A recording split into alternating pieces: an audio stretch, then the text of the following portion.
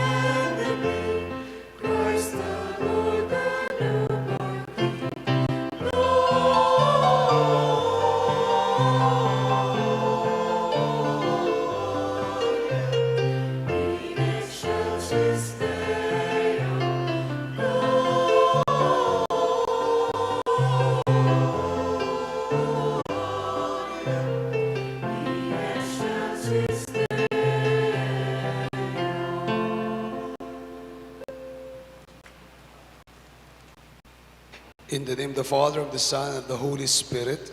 Amen. The grace and peace of God our Father, the Lord Jesus Christ, be with you all. And with your spirit. Good morning. Good morning. And Merry Christmas. Pag-greet niyo po yung katabi niyo na Merry Christmas. My dear friends, we offer this Mass as a thanksgiving for this feast of the Holy Family, for the Thanksgiving of June and Jesus Umali, Tess and Albert Orbeta and their family, Mila Castro, for the birthday Thanksgiving of Jessica de la Peña, for the special intentions of Mayor June and Jen de Tango, Prime Group, Karen Miranda Chana, Diane Tan Beltran, Kiki Naira Bautista, Marites de la Cruz, Orlando de la Cruz, Christian Carmela, Katrina Balido, Maricor Macaruba, Dr. William Lim, Dr. Angelito Medina, Dr. Guillermo Baroa, Dr. Alvin Baratbat. For our medical frontliners, Dr. Carlo Tantan and Erica Medina, Rembros Maglangkero, Seth Kabigting Bondok. For the special intentions, Sister Daisy Diaz, Kabigting Sisters of Cypress, California, Tito Bobet Reyes, Timinda Pelayo, Let Salak, Glo Paule, Sok Limson. For the healing for Jude Michael Lopez, Mang Norma Balatbat, Father Norman Bitog, Brother George Sias, Brother Singer Sia, Seroy Songko. And we remember the souls of Feli Rupo, Bon Jameson, Osmundo, Angelito. My dear friends, we in a special way may ask you to pray for the Holy Family Parish, my former parish in Colgante, Apalit. They're supposed to have their fiesta today, but it was canceled. The celebrations were canceled. Eucharistic celebrations were canceled because their parish priest is positive for antigen test. we pray for healing, and we pray for negative results for them. My dear friends, for us to be worthy to celebrate the sacred mysteries, we call to mind our sins and ask the Lord for His pardon and mercy, especially for the many times you have sinned against our families, our parents, for the many times you have disrespected our parents, for the many times you have not shown love to children, for the many times you have sinned against our families. We seek for God's pardon and mercy.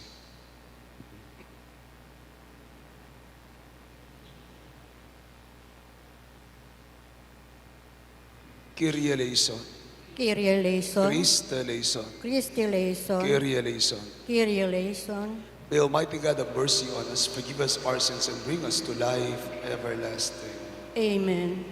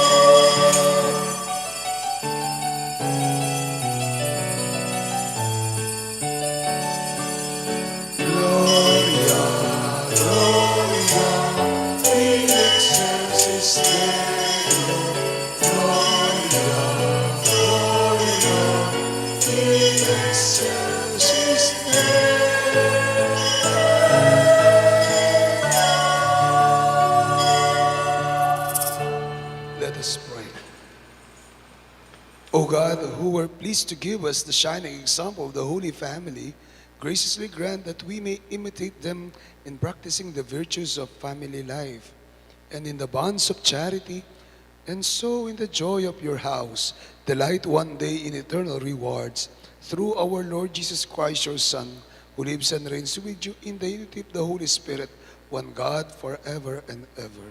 Amen. Please be seated.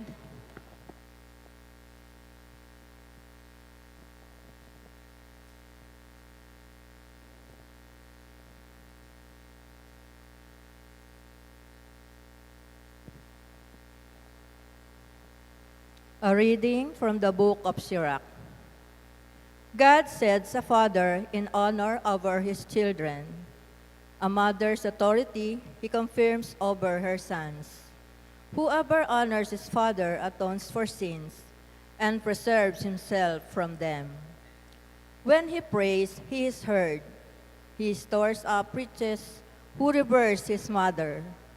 Whoever honors his father is gladdened by children, and when he prays, he is heard.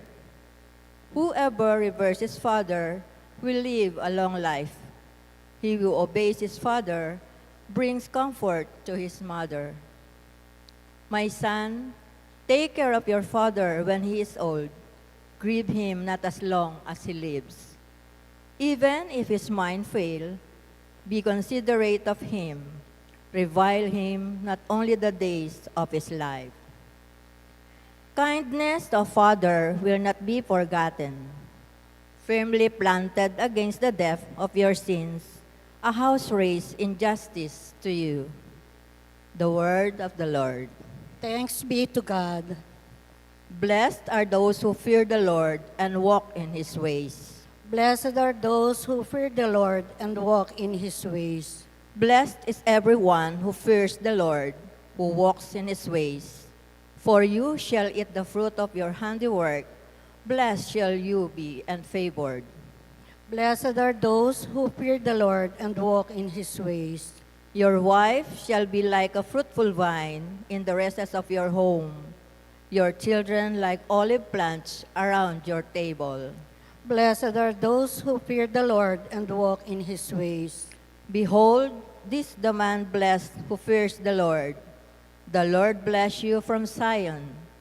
May you see the prosperity of Jerusalem all the days of your life. Blessed are those who fear the Lord and walk in his ways.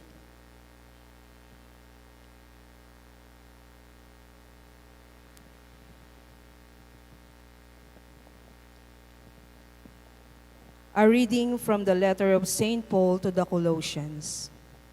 Brothers and sisters, put on as God-chosen ones, holy and beloved, heartfelt compassion, kindness, humility, gentleness, and patience, bearing with one another and forgiving one another.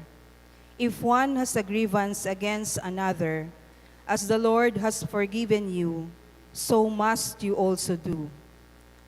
All over all this put on love, that is, the bond of perfection. And let the peace of Christ control your hearts, the peace into which you were also called in one body. And be thankful. Let the word of Christ dwell in you richly, as in all wisdom you teach and admonish one another, singing psalms, hymns, and spiritual songs with gratitudes in your hearts to God. And whatever you do, in word or in deed, do everything in the name of the Lord Jesus, giving thanks to God the Father through him. Wives, be subordinate to your husbands, as is proper in the Lord. Husbands, love your wives, and avoid any bitterness toward them. Children, obey your parents in everything, for this is pleasing to the Lord. Fathers, do not provoke your children, so they may not become discouraged. The word of the Lord. Thanks be to God. Please rise.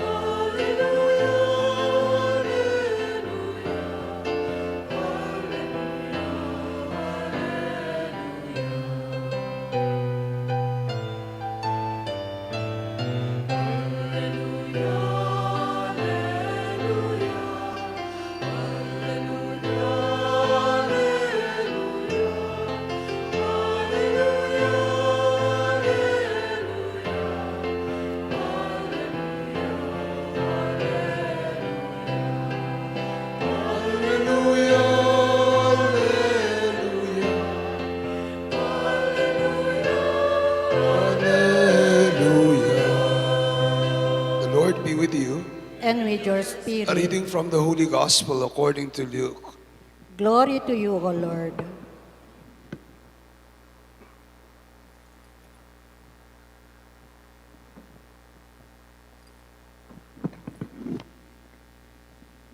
When the days were completed for their purification, according to the law of Moses, they took him up to Jerusalem to present him to the Lord. When they had fulfilled all the prescriptions of the law of the Lord, they returned to Galilee, to their own town of Nazareth. The child grew and became strong, filled with wisdom, and the favor of God was upon him. My dear friends, the gospel of the Lord. Praise to you, Lord Jesus Christ.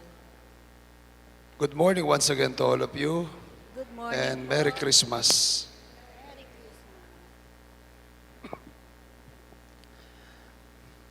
There is no perfect family. There are no perfect families, as there are no perfect couples or husbands and wives, as there are no perfect individuals. Inuulit ko po, there are no perfect families. I would always say this to those who are getting married, lalo na po pag interviewin ko sila at isa-seminar. Lagi ko sinasabi, there are no perfect families. Don't ever dream about it, as there are no perfect husbands and wives, as there are no perfect persons or individuals. If there are no perfect families, then what should we aim for? Bakit pa tayo nag-aasaba? Bakit pa kayo nag-aasawa? Bakit pa kayo nagkakapamilya? Wala naman palang perfect families. Magkakaproblema din naman pala. Marriage is not about living happily ever after. Marriage is not about, the sacrament of marriage is not about being married or living happily ever after. There are no perfect families. But we are all called to be good families. Holy, that leads us to become holy families. Maging mabuting pamilya para tayo ay maging banal na pamilya. Maging mabuting pamilya para tayo maging banal na pamilya. And how? Paano? Tutulungan po tayo ng mga pagbasa. I'll read it in Tagalog so we would know, we would all understand and explain well. Sabi po, paano tayo magiging mabuting pamilya? Tutulungan po tayo ng mga pagbasa natin ngayon. Sa sa aklat ni Sirach, anong sabi niya? Sana nga maraming mga kabataan nagsimba ngayon. Sabi ni Sirach,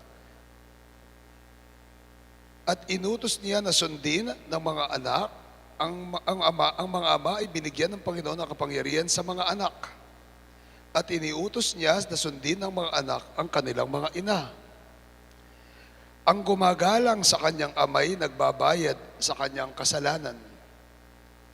Ang nagpaparangal sa kanyang inay parang nag-iimpok ng kayamanan. Ang gumagalang sa kanyang amay paliligayahin naman ng kanyang mga anak. At ang panalangin niya'y agad diringgin ng Panginoon. These are very straightforward and practical things on how to live to become a good family. How to live harmoniously in a family. Ang dami pong nagpupunta sa akin, ang dami ko nang nakausap, nagtatanong, pag nagkakaproblema sila sa pamilya, tinatanong ako, Among, ano po yung dapat kong gawin? Ito po, sinasabing diretsyo ni Sirach sa atin, mga anak, igalang nyo ang inyong mga ama.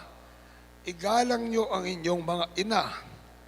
Kapag pinaligayahan nyo ang inyong mga ama, ang inyong mga magulang, ang inyong ama, ang inyong ina, kayo rin ay paliligayahin ng inyong mga anak. At ang panalangin nyo ay diringgin ng Panginoon. Ang nagpaparangal sa kanyang ama at nagdudulot ng kaaliwan sa kanyang ina ay tumatalima sa Panginoon. Anak, at pahabain ng Diyos ang kanyang buhay. Anak, kalingain mo ang iyong ama pag siya'y matanda na, at huwag mo siyang dudulutan ng sama ng loob habang nabubuhay. Pagpaumanhinin mo siya kapag nanlalabo na ang kanyang isip. Huwag mo siyang lalapastanganin ngayong nasa kasibulan ka ng iyong lakas. Huwag mo siyang lalapastanganin ngayong nasa kasibulan ka ng iyong lakas.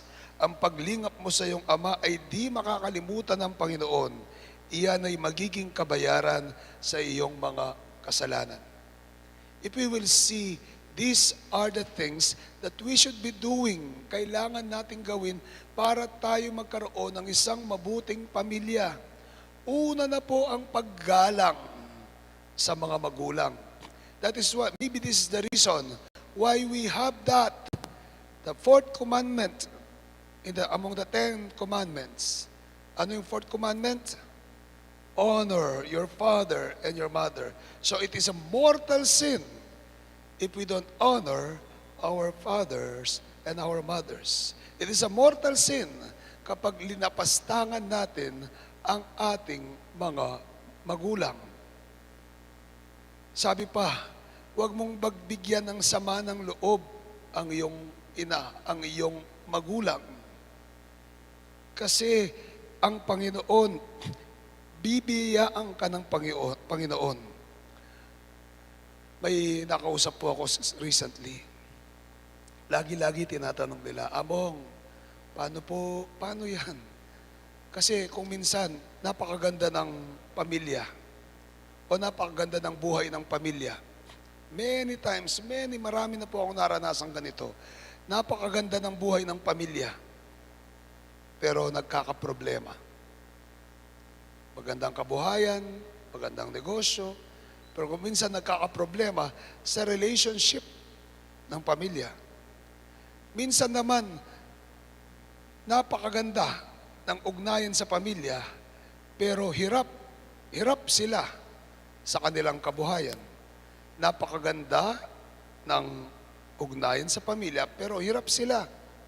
Ang lagi ko pong sinasabi ay ito, king kapampangan nga napin po, nangan ibye kaya ka ni nga pong Gino.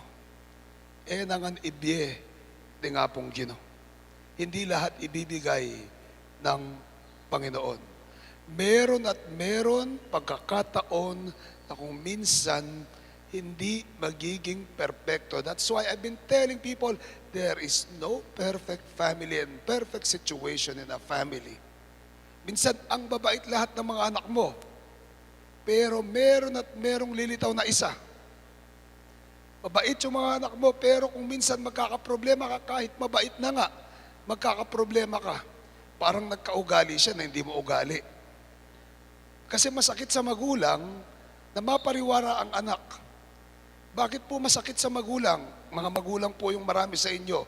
You would understand this. Hindi ako magulang, pero nararamdaman ko yon. Bakit masakit sa isang magulang ang mapariwara ang anak? Kasi it would reflect sa kanyang pagpapalaki, sa kanyang pagpapalaki sa kanyang mga anak. It would reflect sa pagpapalaki niya sa kanyang mga anak.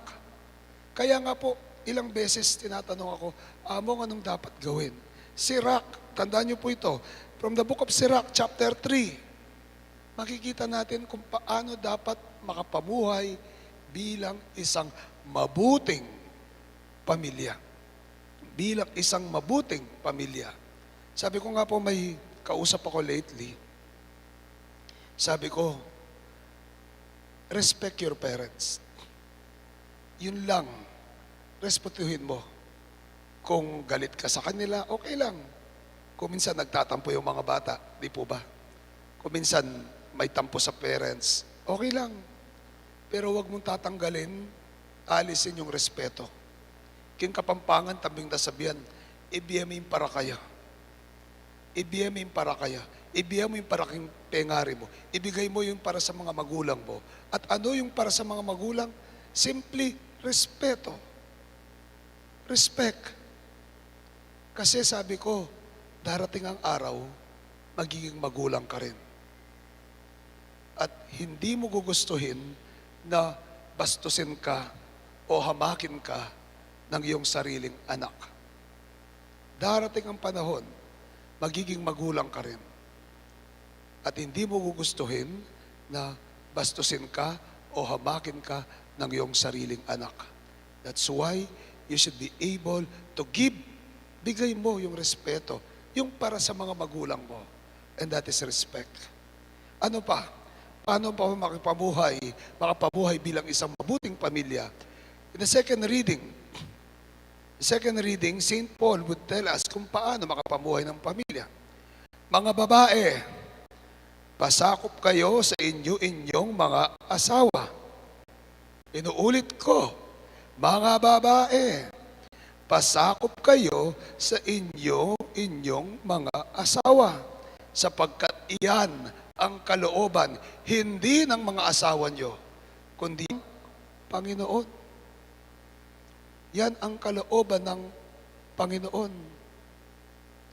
Kung minsan po kasi, lalo na ngayon, our model of family today is magkatuwang ang mag-asawa sa pagpapalaki sa pamilya, sa pagtatrabaho, magkatuwang.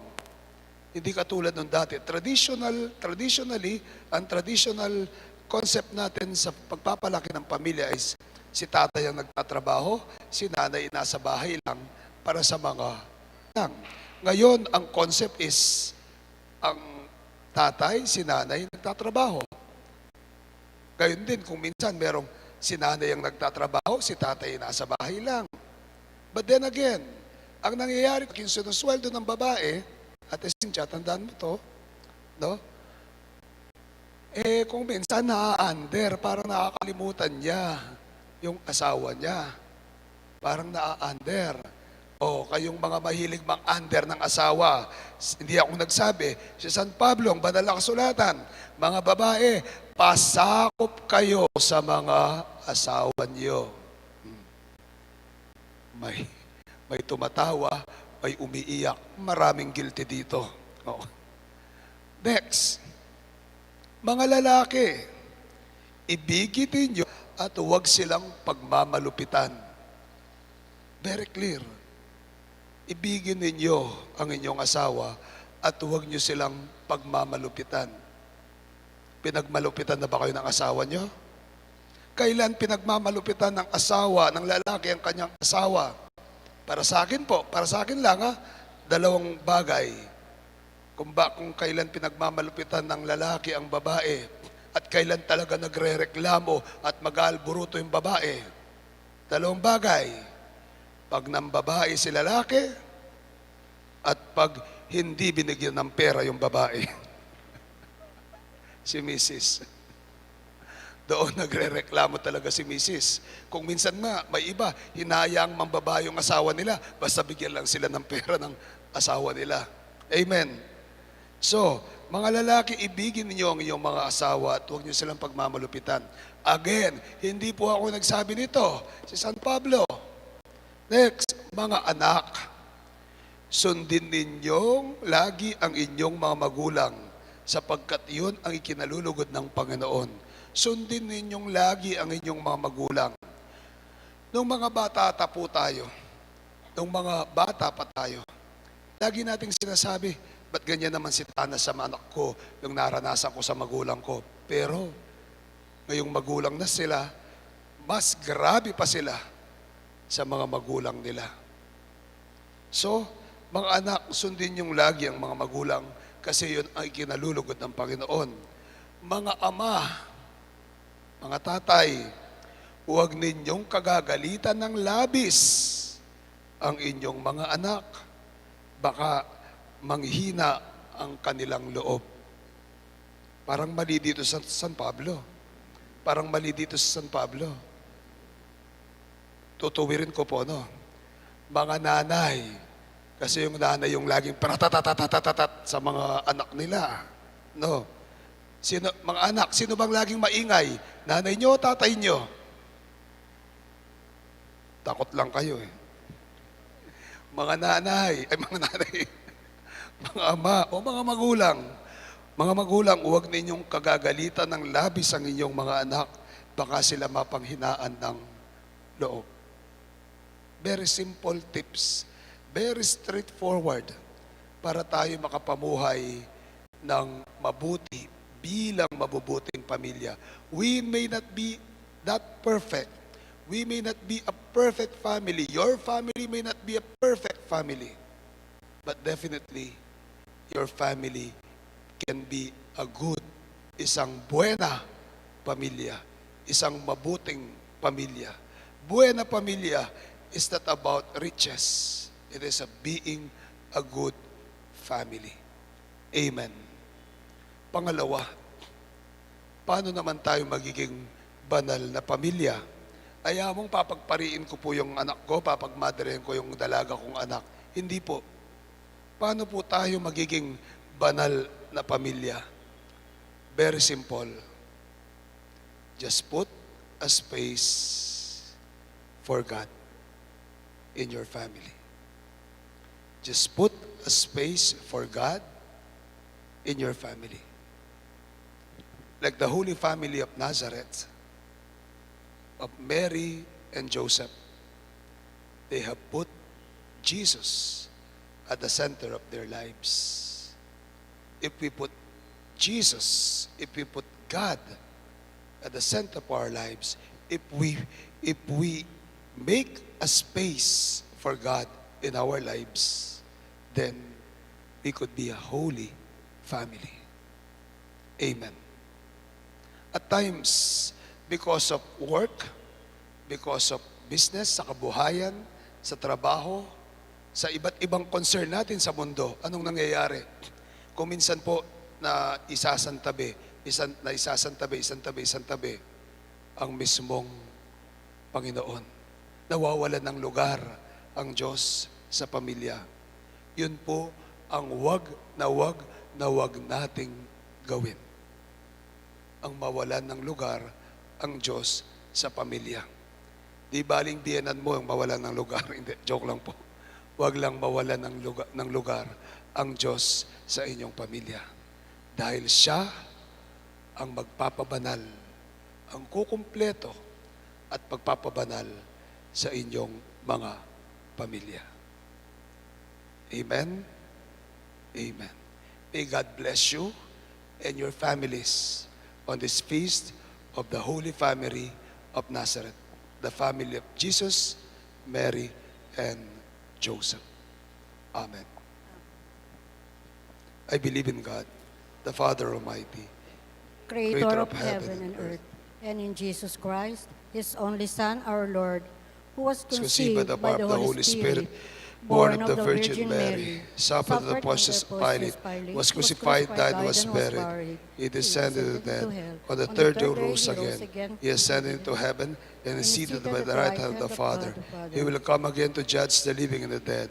I believe in the Holy Spirit, the Holy Catholic Church, the communion of saints, the forgiveness of sins, the resurrection of the body and life, everlasting.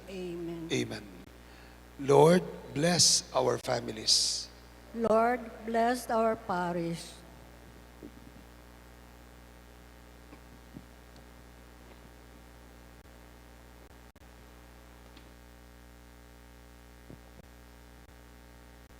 May the Church, like the family of Nazareth, be an example of unity, faithfulness, and love, especially in places where families suffer internal crisis. We pray. Lord, bless our families. May government and civil leaders be mindful of the sacredness and inviolability of the family and its role in God's plan. We pray. Lord, bless our families. May husbands and wives remain faithful to their covenant of love in marriage and find their fulfillment through the sincere gift of self. We pray. Lord, bless our families. May children honor their parents and give joy to them through love and obedience. May parents bring up their children to live in truth, love, and self-giving, we pray. Lord, bless our families. May the Lord welcome to the joy of paradise the members of our families who have gone ahead of us, we pray. Lord, bless our families. In the silence of our hearts, we pray for our own personal intentions. We pray most especially for our families.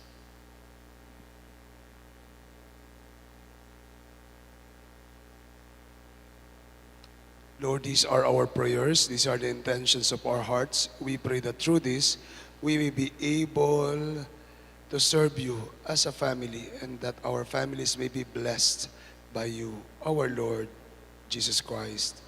Amen. Amen. May I remind everyone, especially the entourage or yung mga nakikipagkasal po, to please use the main door for your protocols, health protocols. Thank you.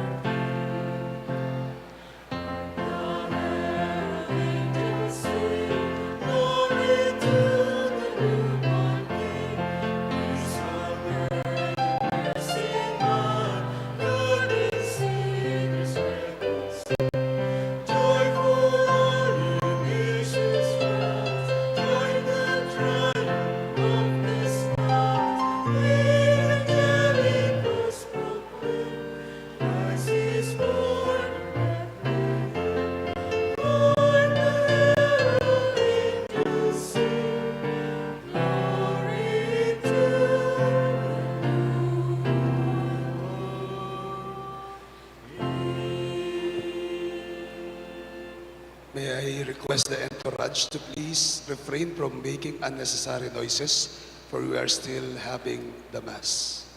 May the Hinihiling ko po, Lord accept the sacrifice at your hands for the praise and glory of His name, for our good and the good of all His holy church. hinihiling ko po sa mga nakikipagkasal na kung pwede, tayo po ay huwag masyadong maingay o iwasan ng pag-ingay, tayo po ay may pagmimisa pa. Salamat po. Let us pray. We offer to you, O Lord, the sacrifice of reconciliation, humbly asking that through the intercession of the Blessed Virgin Mary, Mother of God, and Saint Joseph, you may establish our families firmly in your grace and your peace through Christ our Lord. Amen. And the Lord be with you. And with your Lift up spirit, your hearts. we lift them up Let to us the give Lord. thanks to the Lord our God. It is right and It is just. your right and just, our duty and our salvation, always and everywhere to give you thanks, Lord, Holy Father, Almighty and Eternal God, through Christ our Lord. For in the feast of these all-filled mystery, Though invisible in his own divine nature, he has appeared visibly in ours, and begotten before all ages, he has begun to exist in time, so that raising up in himself all that was cast down, he might restore unity to all creation and call straying humanity back to the heavenly kingdom. And so will the angels and saints, we praise you forever.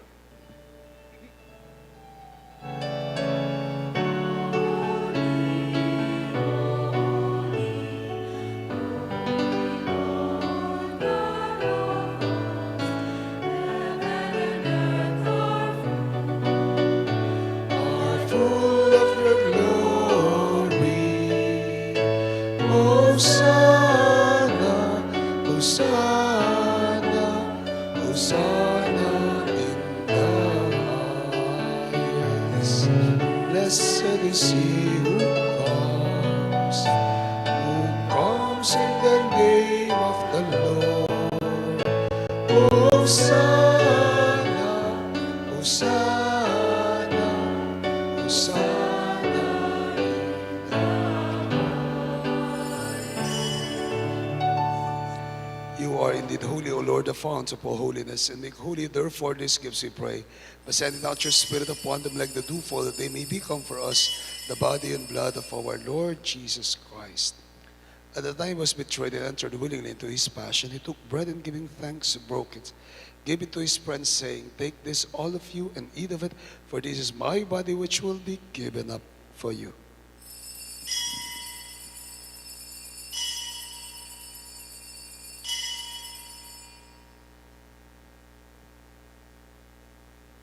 In a similar way, when supper was ended, he took the chalice, and once more giving thanks, gave the chalice to his friends, saying, "Take this, all of you, and drink from it. For this is the chalice of my blood, the blood of the new and eternal covenant, will be poured out for you and for the many for the forgiveness of sins. Do this in remembrance of me."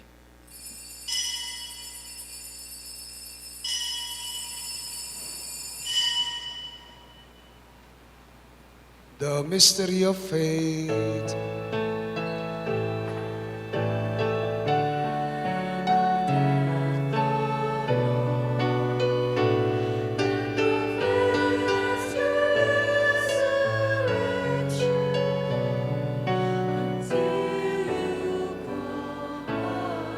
Therefore, as we celebrate the memorial of his death and resurrection, we offer, Lord, the bread of life and the chalice of salvation, giving thanks as you have beheld us worthy to stand in your presence and minister to you. Humbly we pray that, partaking of the body and blood of Christ, we may be gathered into one by the Holy Spirit. Remember, Lord, your church spread throughout the world and bring her to the fullness of charity. Together with Francis, our Pope, Florentino, our Archbishop, Paciano, his emeritus, and all the bishops with the clergy, and your children whom we have gathered here before your altar. Remember also our brothers and sisters who have fallen asleep in the hope of the resurrection, and all have died in your mercy. Welcome them into the light of your face, and have mercy on us all, we pray, that with the Blessed Virgin Mary, Mother of God and our Mother, with Saint Joseph, our most chaste spouse, with the blessed apostles and all the saints who have pleased you throughout the ages, we merit to be co-heirs to eternal life, and may praise and glorify you through your Son, our Lord Jesus Christ. Through him, with him, in him, O God, Almighty Father, in the unity of the Holy Spirit, all glory and honor is yours forever and ever. Amen. Now as one family we pray to the Father with the words Jesus taught us.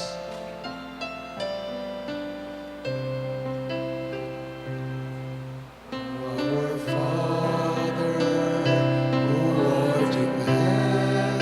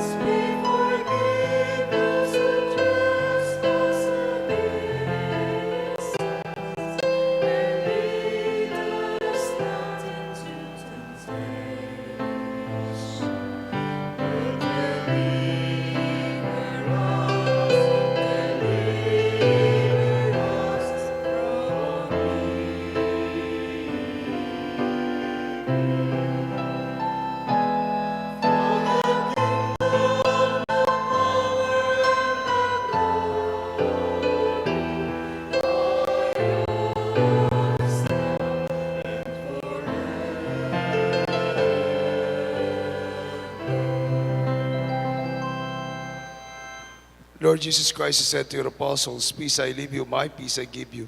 Look not on our sins and the faith of your people, and graciously grant us peace and unity in accordance with your will, who lives and reigns forever and ever." Amen. The peace of the Lord be with you always. And with your We share spirit. the peace of Christ with one another. Peace be with you. Peace be with you. Peace. Peace.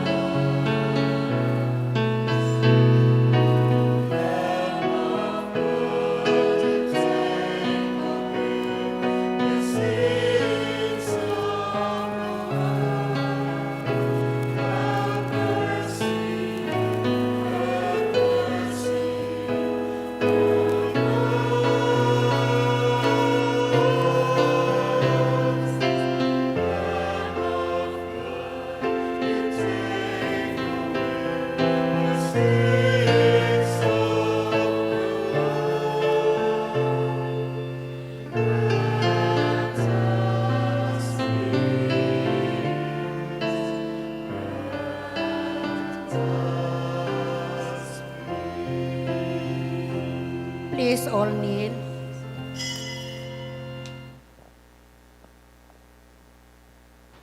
My dear friends, this is Jesus, the Lamb of God, the God who was born among us, the God who sanctifies and blesses our families. Happy are we invited to join him in this holy meal. Lord, I'm not worthy that you should enter under my roof, but only say the word, and my soul shall be healed. Spiritual communion. My Jesus, I believe that you are present in the most holy sacrament. I love you above all things, and I desire to receive you into my soul. Since I cannot at this moment receive you sacramentally, come at least spiritually into my heart. I embrace you as if you were already there, and I unite myself wholly to you. Never permit me to be separated from you. Amen. The body of Christ. Amen.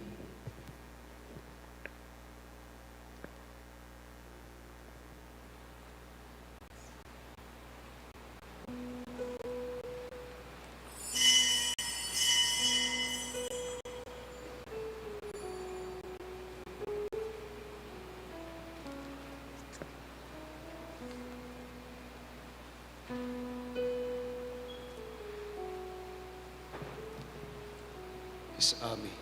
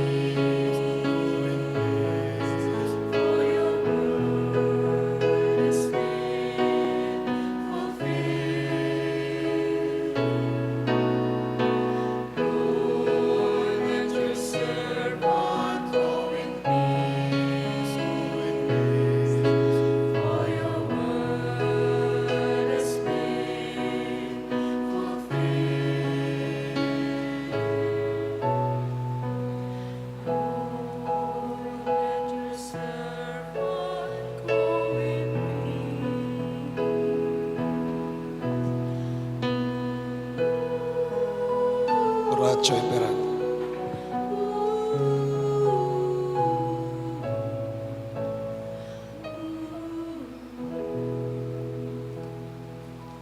Oratio Imperata against COVID-19.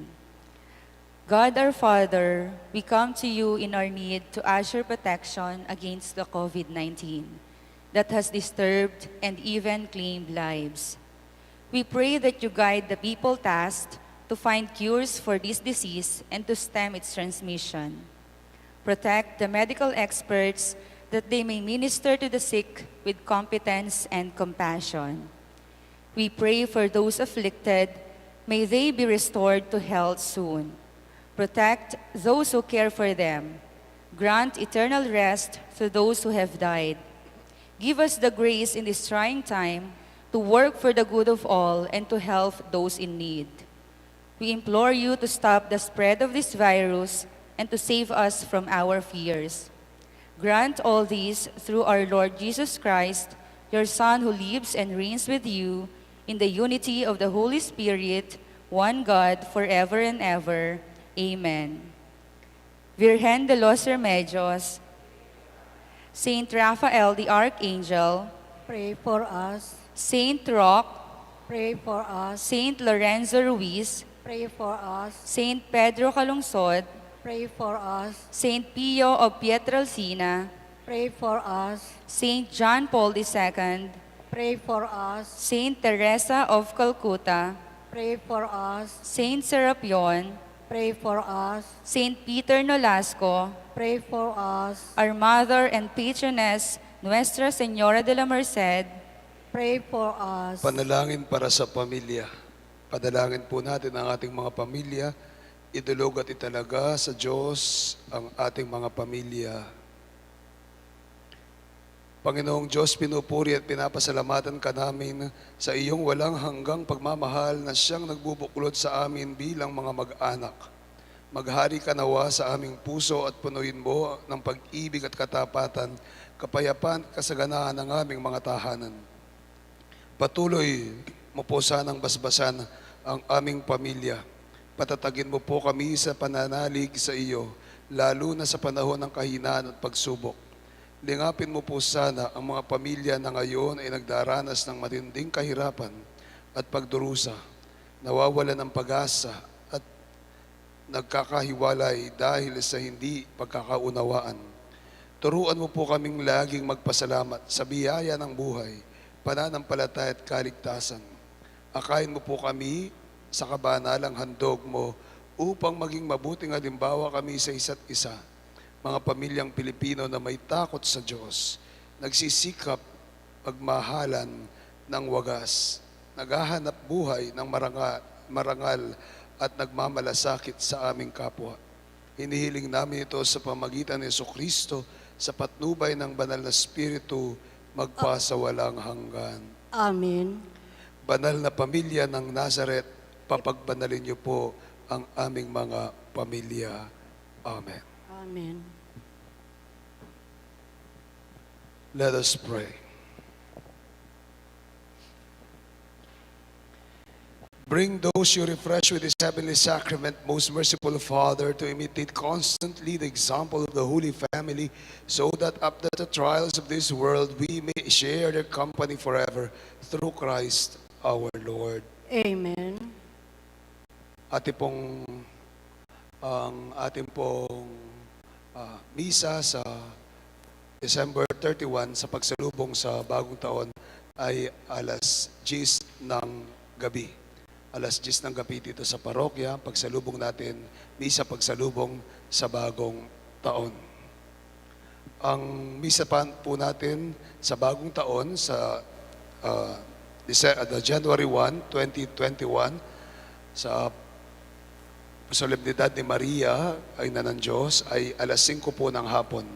Sa January 2, unang Sabado ng taon at pagdidibusyon natin sa mahal na Nuestra, ang ating pong misa ay alas 5 rin ng hapon, pamumunuan ng lubhang kagalang-galang Pasyano Niceto, Arsobispo Emerito ng San Fernando. Assignment po natin, ngayong araw na to, either lunch or dinner, kumain po kayong sabay-sabay at magkakasama bilang isang pamilya. At kung maaari magdasal ng isang pasasalamat sa Diyos bilang isang pamilya. Amen?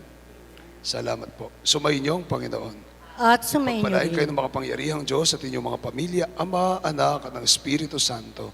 Amen. Pagbisa natin na alay na humayo kayo sa dakilang pag-ibig ng Diyos na nagpabanal sa pamilya. Salamat sa Diyos. Good morning to all of you. Have a blessed Sunday and Merry Christmas.